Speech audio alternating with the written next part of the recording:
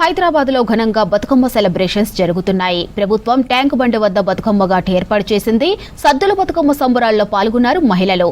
Tank bund Bathukamma ghat వద్ద వేడుకలపై మరింత సమాచారం హరిత అందిస్తారు. బతుకమ్మ ఘాట్ వద్ద చూడొచ్చు, భారీగా మహిళలు పెద్ద ఎత్తున బతుకమ్మలను తీసుకొచ్చి ఇక్కడ బతుకమ్మ ఆటపాటల్లో పాల్గొంటున్నారు.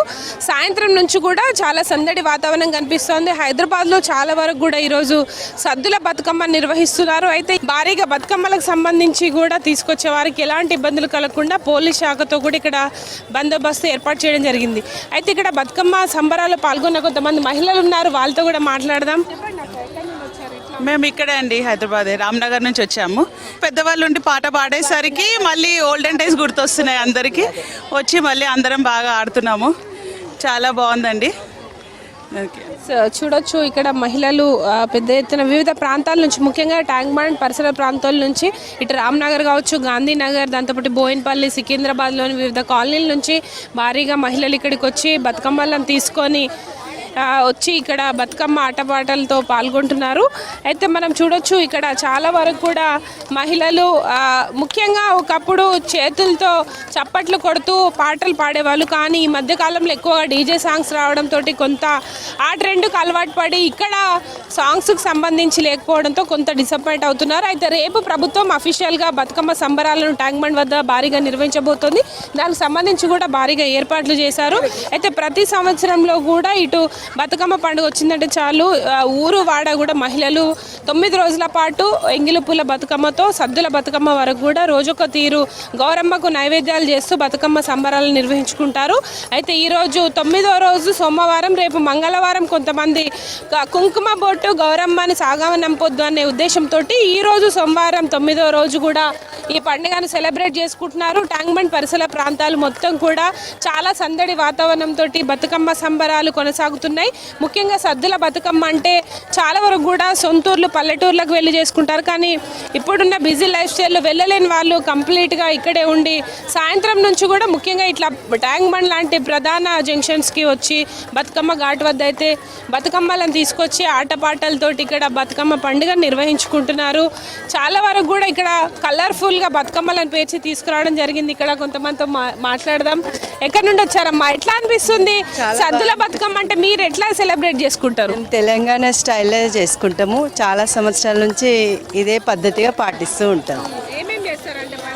పండుగకి పువ్వులు తెస్తాము, బతుకమ్మకి పొద్దున్నే ఇల్లు శుభ్రం చేసుకుంటాము, మళ్ళీ ప్రసాదాలు చేస్తాము.